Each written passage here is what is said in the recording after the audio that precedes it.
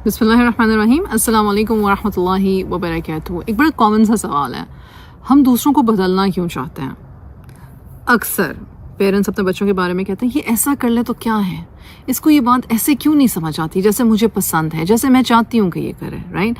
या फिर ज़ौज एक दूसरे के लिए कहते हैं यार ये ऐसा कर लेना तो कितना ही आसान हो जाए, ज़िंदगी आसान हो जाए, रोज़ रोज़ की हम अपनी बहस से बच जाएं, बस इसको यही बात तो माननी है, मानता क्यों नहीं, इसको समझ क्यों नहीं आती है, राइट?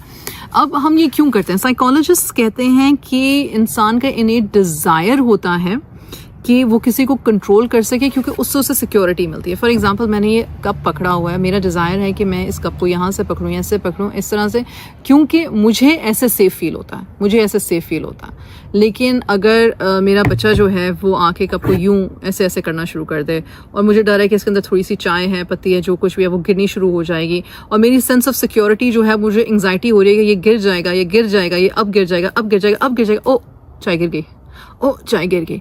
अब मैं फ्रस्ट्रेट हो गई, राइट? अब मैं फ्रस्ट्रेट हो गई, क्यों? क्योंकि जो मेरा सेंस ऑफ कंट्रोल था वो किसी और ने मुझसे छीन लिया है, राइट?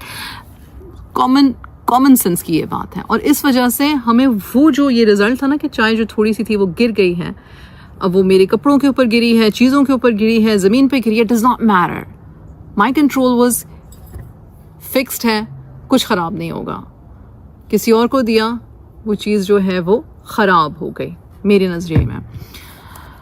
अब इसमें होता ये है कि इसमें फिर हम एक दूसरे को समझने की, उनके पर्सपेक्टिव को जानने की कोशिश नहीं करते। सिर्फ चाय की एग्जांपल ना समझिएगा, किसी भी बारे में, राइट? तो हमारा कम्युनिकेशन जो स्टाइल होता है फिर वो ये होता है कि बस मेरी सुनी जाए, मुझे समझा जाए, मैं डायरेक्टली राइट सो एक बात कर रहा हूँ या कर रही हूँ, यही लॉजिक है, यही लॉजिक है। मेरा मसला जब हम ठोकते हैं ना इस बात को कि लॉजिक है मेरी बात में, लॉजिक बस एक ही होता है, सवाल है, लॉजिक बस एक ही होता है, एक ही तरह का होता है। कोई दूसरे, जैसे हम कहते हैं तस्वीर के दूसरा रुख भी होता है, जैसे आप देखने वाला जो है उसका पर्सपेक्टिव डिफरेंट होता है, लॉजिक कैसे बस एक हो सकता है?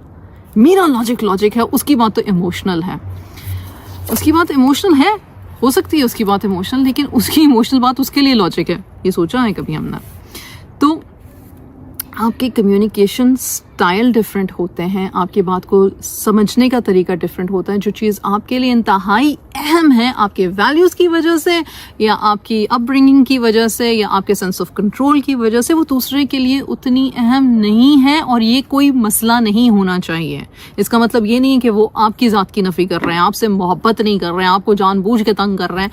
इसका सिर्फ ये मतलब है कि वो आपसे डिफरेंट हैं, जो कि हर इंसान होता है। औलाद अपनी पेरेंट्स से डिफरेंट होती है, तो ज़ौज क्यों एक दूसरे से डिफरेंट नहीं हो सकते, बच्चे क्यों नहीं एक दूसरे से डिफरेंट हो सकते, राइट? तो आपका जो ब्रेन है वो रेजिस्ट करता है चेंज को, राइट? आप, हमें कंट्रोल की आदत है, हम कंट्रोल करना चाहते हैं ताकि हम सेफ्टी फील कर सकें, और जो हमारा ब्रेन है वो इस चेंज को रेजिस्ट करता है क्योंकि अगेन हम फियर में, एंग्जाइटी में चले जाते हैं, शक व शुबहात में चले जाते हैं।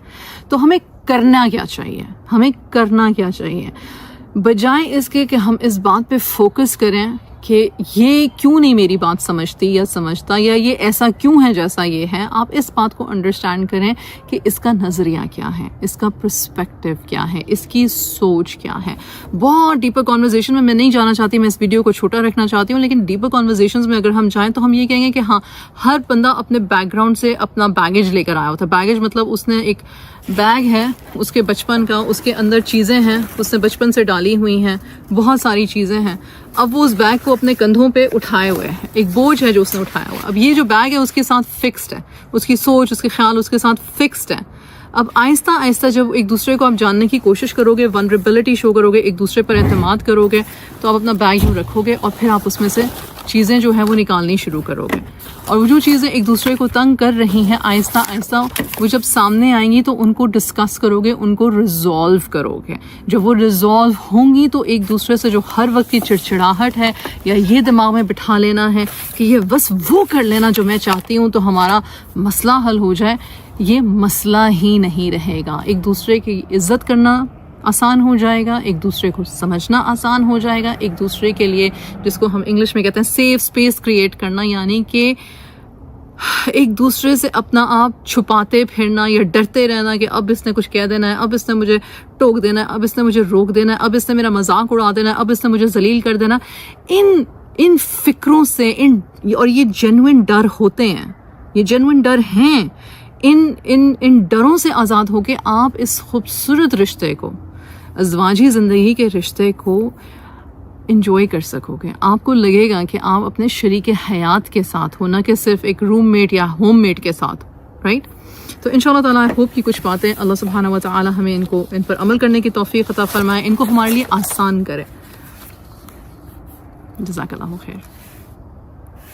अस्सलाम वालेकुम वरहमतुल्लाहि वबरकातुहू। इरम बिन सफ़िया के चैनल पे एजुकेशनल वीडियोस और कॉन्सेप्ट्स को सीखते रहने के लिए मेरे चैनल को सब्सक्राइब करें। शुक्रिया।